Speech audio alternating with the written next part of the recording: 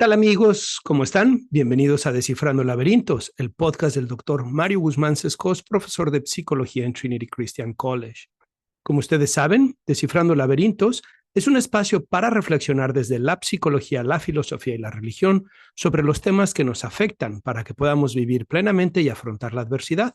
En cada episodio buscamos descifrar un laberinto relacionado a la salud mental o de desarrollo humano.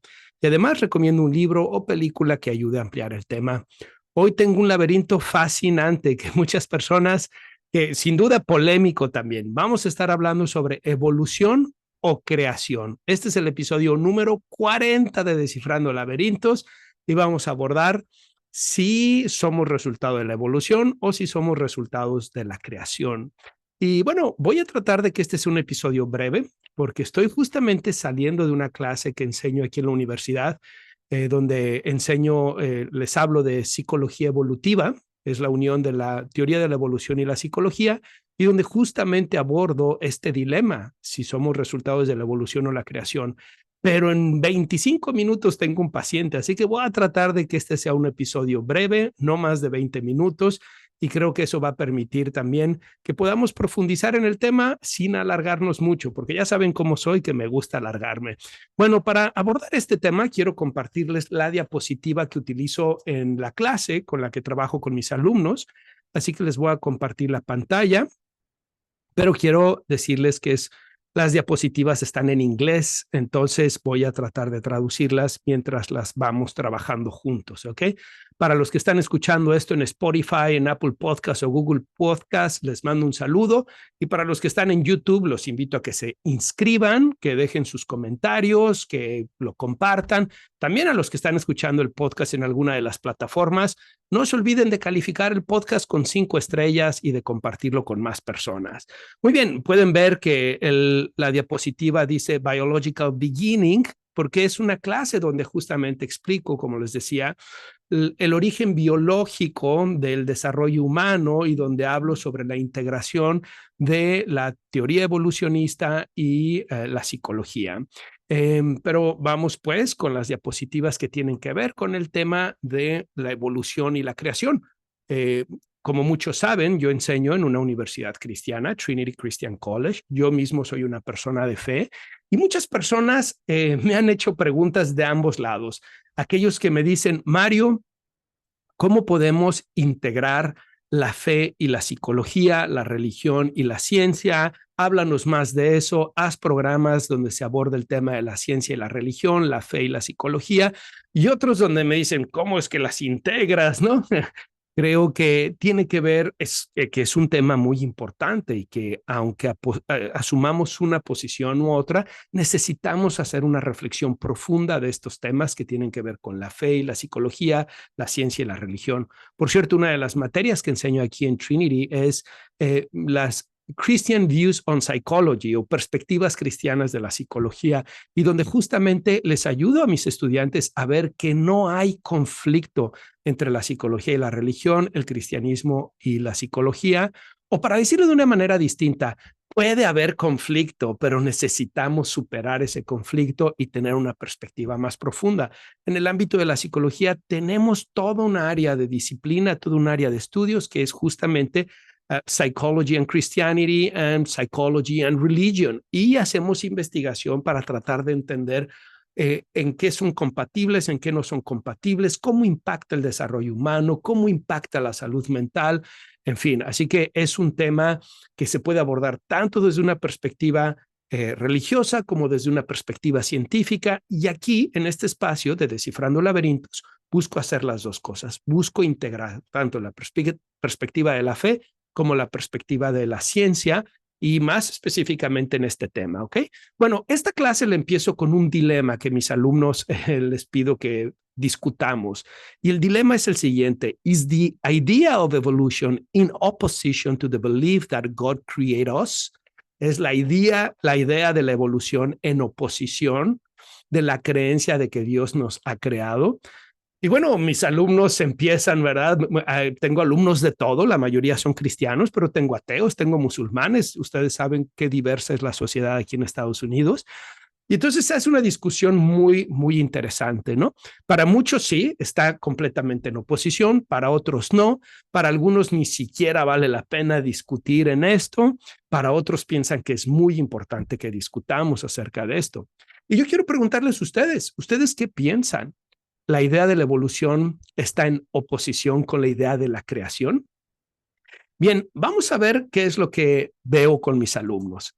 Y les explico que existen 5 perspectivas de la creación, 5 formas en las que los seres humanos nos decimos cómo es que la existencia ha tenido lugar, cómo es que el universo ha tenido lugar.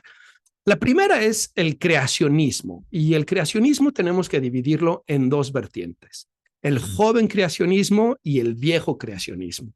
El joven creacionismo suelen ser cristianos que creen que tal cual lo que dice la Biblia es literal, como si fuera un documento histórico, un documento, digamos, que está describiendo literalmente el proceso de la creación y que por lo tanto se tiene que tomar en cuenta como tal. Y en la Biblia se dice que la creación tuvo lugar entre 6,000 y 10,000 años atrás.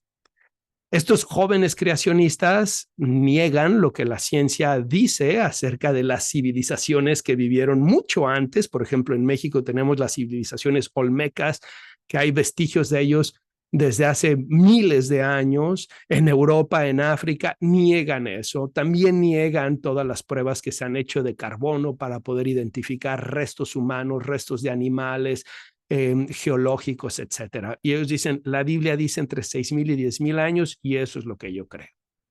Está por otro lado el old creationism o viejo creacionismo o la perspectiva vieja de la creación, y ellos dicen, es tal cual como dice la Biblia, Dios creó las cosas tal cual como son, pero es verdad lo que dice la ciencia en términos de los años. El universo, la existencia es algo que sucedió hace 4.54 billones de años, más o menos, pero el relato de que Dios creó todo en 7 días, así es tal cual. Por otro lado, tenemos la contraparte, que es el evolucionismo o la teoría de la evolución. Y la teoría de la evolución nos dice, no, no necesitas a Dios en la ecuación para entender la existencia, la creación.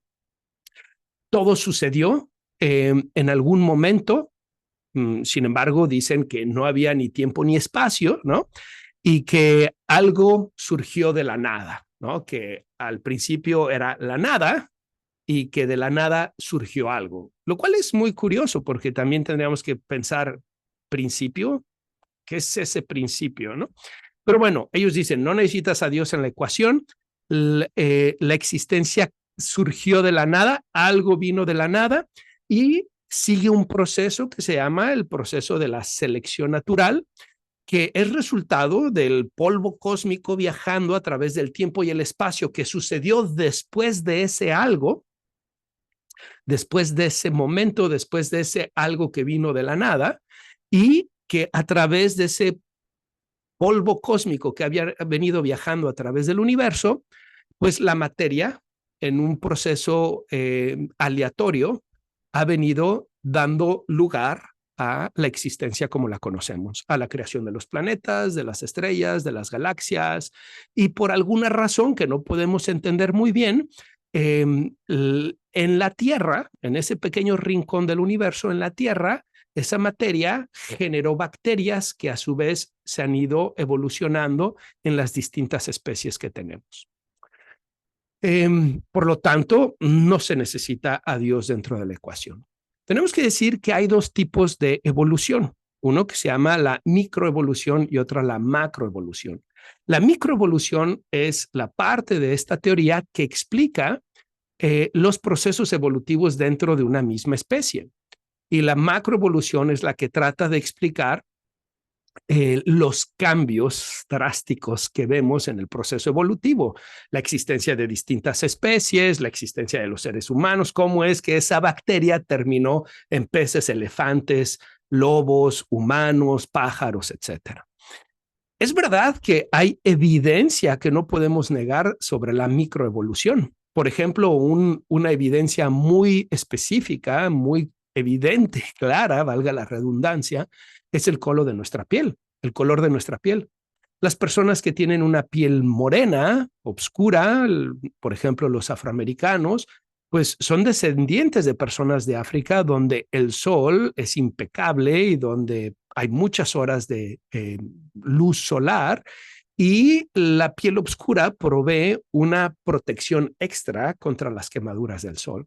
En cambio, las personas que son muy blancas provienen del norte, ¿no? Del polo norte o de la región norte del planeta, no necesariamente del polo norte, del hemisferio norte, como pueden ser de Escandinavia, de Suecia, Finlandia o incluso del norte de Europa, en donde la luz solar es disminuida, donde incluso en el invierno tienen 2 o 3 horas de luz solar y nada más. Y tener una piel blanca, de un color blanco, permite que pueda haber más, digamos, absorción de la vitamina D en un tiempo más reducido. Entonces, esas son señales de la microevolución. O, por ejemplo, podemos ver en los primeros homínidos que tenían más dentadura que nosotros en este momento. Podemos ver variaciones a través de los años en los Homo sapiens también. Y esas variaciones, esos cambios, ese color de la piel, muchas otras cosas hablan de señales, evidencia de la microevolución. Lo que a mí me cuesta trabajo aceptar es la macroevolución, porque no pueden explicar realmente cómo se hizo ese salto de una bacteria a las distintas especies. Y si realmente todos venimos de la misma bacteria, entonces no tendríamos que ser distintas especies, porque todos somos de la misma bacteria y lo que ha sucedido es que simplemente hemos evolucionado de formas distintas, manifestado el proceso evolutivo de maneras distintas. Ok, esa es la evolución, la teoría de la evolución que nos dice no necesitas a Dios, todo se da por el proceso de selección natural y se dan mutaciones aleatorias, que esas mutaciones aleatorias son las que podrían explicar esos procesos macroevolutivos de los que estaba hablando. Tenemos una tercera visión, que es lo que se conoce en inglés como intelligent design, el diseño inteligente. Y estas personas dicen, ahí donde hay un diseño, hay un diseñador. Si tú tienes un reloj que tiene un diseño de correas, de manecillas, es porque hay alguien que ha diseñado eso.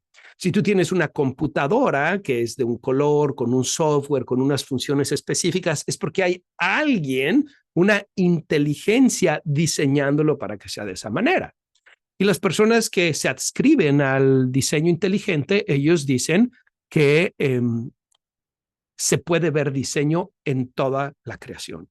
Si tú ves el cuerpo humano, pues tenemos el sistema cerebral, tenemos el sistema cardiovascular, tenemos el sistema musculoesquelético y todo eso tiene un diseño perfecto. Si tú agarras la hojita de un árbol, vas a ver que tiene un diseño perfecto.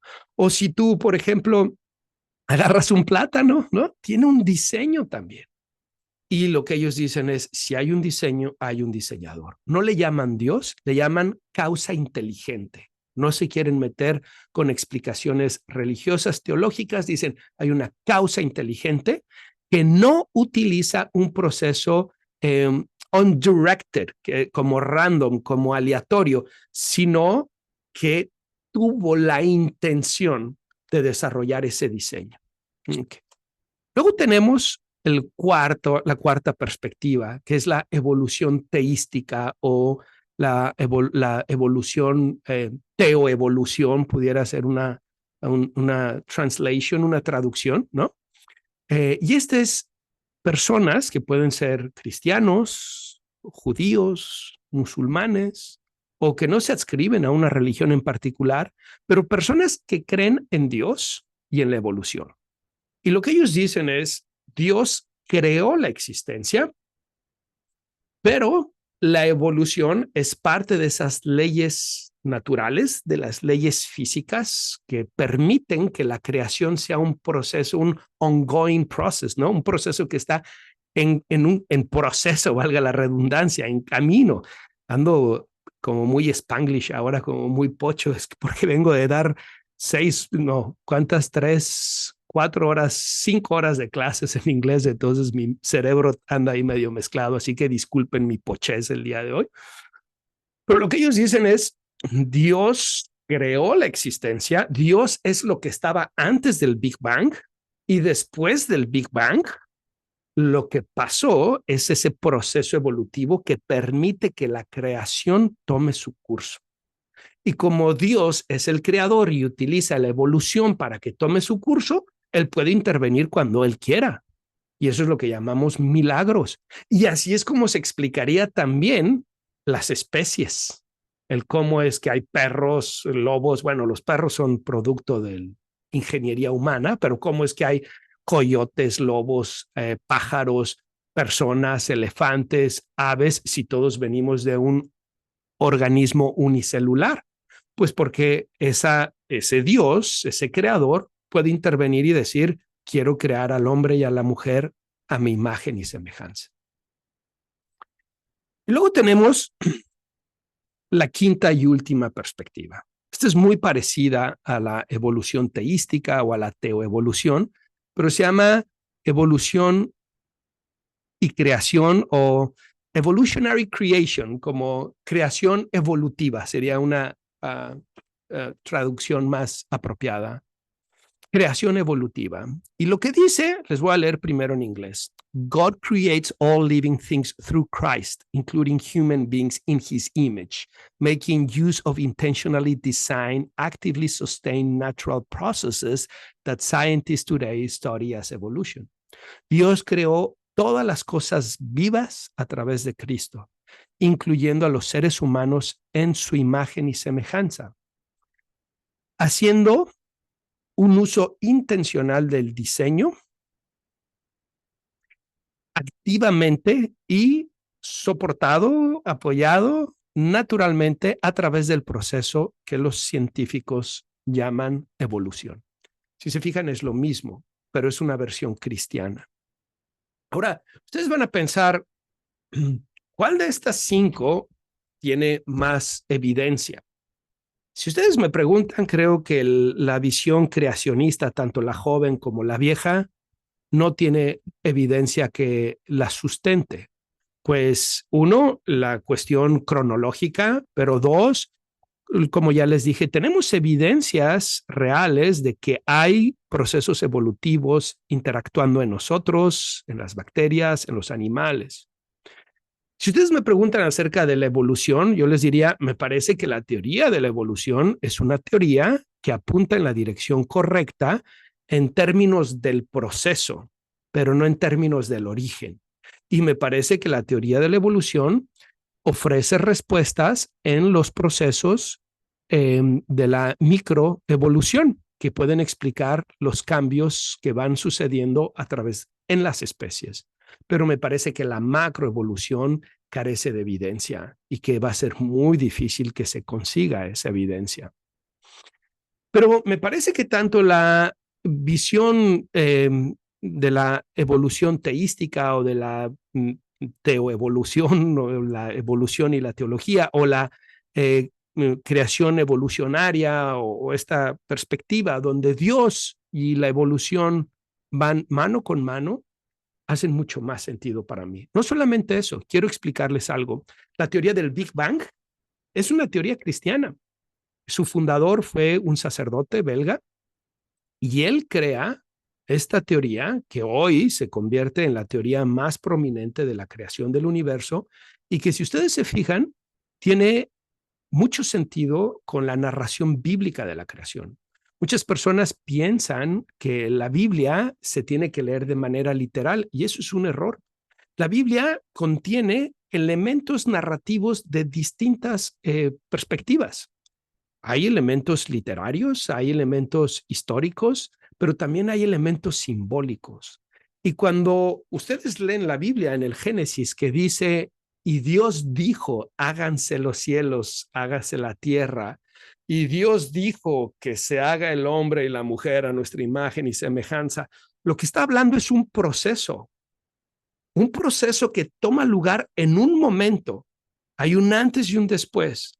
La Biblia dice que son 7 días, pero sería un error pensar que son 7 días de 24 horas, como normalmente la gente piensa.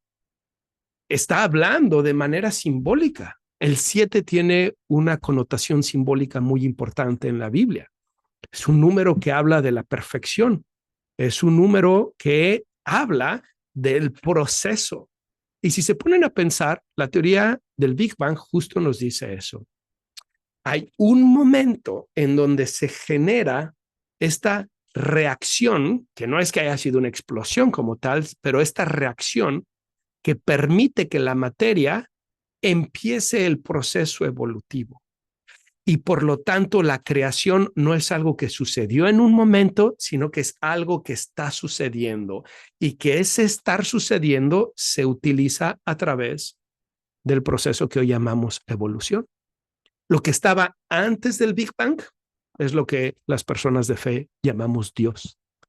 Y me parece que esta perspectiva hace más sentido y más lógica que que la opción del evolucionismo puro, donde sacan a Dios de la ecuación y donde nos dicen algo surgió de la nada. O sea, antes del Big Bang no había nada y todo empezó a suceder después del Big Bang. No había ni tiempo ni espacio, no había materia, pero después surgió el tiempo, el espacio y la materia. ¿Cómo es eso posible? Hay una contradicción lógica ahí. Eso que estaba antes es la causa primera. Eso que estaba antes es lo que en términos religiosos hablamos Dios. Eso que estaba antes es la causa que no tiene causa y que permite que las demás cosas sucedan. A mí me parece que eso hace una visión más lógica, una perspectiva más lógica. Pero no soy el único. Grandes científicos, como es el caso del doctor Francis Collins, apoyan esta perspectiva. Y también en el ámbito teológico, grandes teólogos como Ratzinger, el Papa Benedicto XVI, también apoyan esta perspectiva. La gran mayoría de las iglesias cristianas no niegan la evolución. Lo que ellos están abogando es esta evolución creacionista de la que hoy hemos estado hablando, en donde la creación y la evolución van mano a mano. Y les hago una recomendación. La recomendación del capítulo de hoy es que se compren el libro del doctor Francis Collins. ¿Quién era el doctor Francis Collins? ¿Quién es? Porque sigue vivo. Es uno de los científicos más importantes de la época contemporánea. Él fue el líder, el director del proyecto del genoma humano. Gracias a él se pudo descifrar el código genético y poder entender el ADN y poder entender los genes y de esa manera entender cómo se da el desarrollo, cómo se generan las enfermedades y cómo podemos impactar tanto el desarrollo y las enfermedades a través de intervenciones de medicamentos y de otras formas de intervenciones.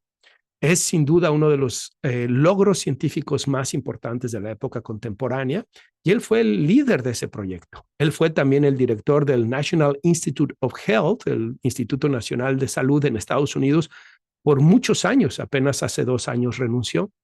Y dentro de todo ese trabajo, pues él también es una persona creyente. Él es un cristiano protestante y es una persona creyente. Y escribió este libro que se llama The Language of God, el lenguaje de Dios. A Scientist Presents Evidence for Belief. Un científico presenta evidencia para creer. Y les recomiendo ampliamente que lo lean. Incluso si tú no eres creyente, incluso si tú eres una persona atea o si tú eres una persona que se mueve más en el marco de la evolución y saca a Dios de la ecuación, te sugiero que lo leas para que conozcas lo que está diciendo, lo que estamos diciendo las personas que creemos en la creación evolutiva, en donde creemos que hay una causa primera, una causa que no tiene causa, que llamamos Dios, y que a partir de ahí surge la creación del universo a través de este proceso que llamamos Big Bang y que es a través de ese proceso que el mecanismo de la evolución toma lugar para que sea un proceso que no se detiene, para que sea algo que sigue desarrollándose y que de esa forma podamos comprender cómo se va desarrollando. Muy bien, ¿qué les parece? Me encantaría poder platicarles más del tema porque después de estas diapositivas empiezo a hablarles a mis alumnos acerca de la evolución y la psicología, o lo que llamamos psicología evolutiva y cuál es el propósito de la psicología evolutiva, qué estudia, cómo lo estudiamos, pero no tengo tiempo para hacerlo. Tal vez voy a hacer otro episodio para eso. Pero antes de despedirme, quiero decirles algo. Todas las teorías, esto es algo que hablo mucho con mis alumnos, todas las teorías están equivocadas. En psicología, en la física, en cualquier disciplina, todas las teorías están equivocadas. Sin embargo, hay algunas teorías que están más equivocadas que otras. Ese es un principio científico. La ciencia siempre está en constante avance, no tiene verdades absolutas. Y como tal, no hay teorías que puedan explicarlo todo. Las teorías son aproximaciones a los fenómenos que estudiamos y nos permiten tener una mayor comprensión de esos fenómenos de tal manera que podamos estudiarlos, incluso incidir en ellos. Pero la ciencia siempre está en constante evolución y por lo tanto no tiene verdades absolutas. Dentro de esas teorías, la teoría de la evolución es una de las teorías que cuenta con la menor evidencia científica posible. ¿Cómo es eso posible? Especialmente cuando hablamos de la macroevolución y cuando hablamos de la psicología evolutiva, que por cierto, a mí me encanta la psicología evolutiva, la estoy estudiando más y más, lo estoy enseñando más y más en mis alumnos, pero tiene una deficiencia, es una deficiencia epistemológica y metodológica. Y es que, por definición, la evolución es algo que sucede a través de millones de años. Y si sucede a través de millones de años, ¿cómo vamos a hacer o cómo vamos a utilizar el método científico? El método científico tiene que ver con tomar datos, generar teorías e hipótesis, poner a prueba esas hipótesis, acumular más datos y repetir el proceso una y otra vez para entenderlo mejor. ¿Cómo vamos a hacer eso con algo que sucede, por definición, a través de millones de años? No podemos.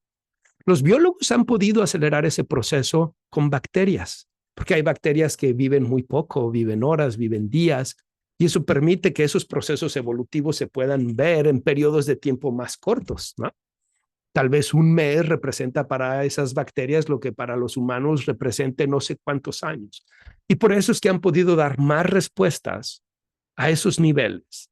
Pero la teoría de la evolución va a tener siempre la limitante de no poder dar respuestas totales a organismos más complejos como el ser humano. Y especialmente cuando hablamos de la psicología evolutiva, tenemos que entender que hay mucho de especulación, mucho en el ámbito de la hipótesis, pero no de la comprobación. Muy bien, espero que les haya gustado este episodio 40, donde hablamos de evolución y creación. Hablamos de las 5 formas o 5 perspectivas de evolución que rápidamente se las voy a recordar. La primera hablamos del creacionismo, el joven y el viejo. La segunda, la teoría de la evolución. La tercera, el diseño inteligente. La cuarta, la evolución teística o teoevolución. Y la quinta, la evolución creacionista, que es, digamos, la perspectiva que muchas iglesias cristianas han asumido.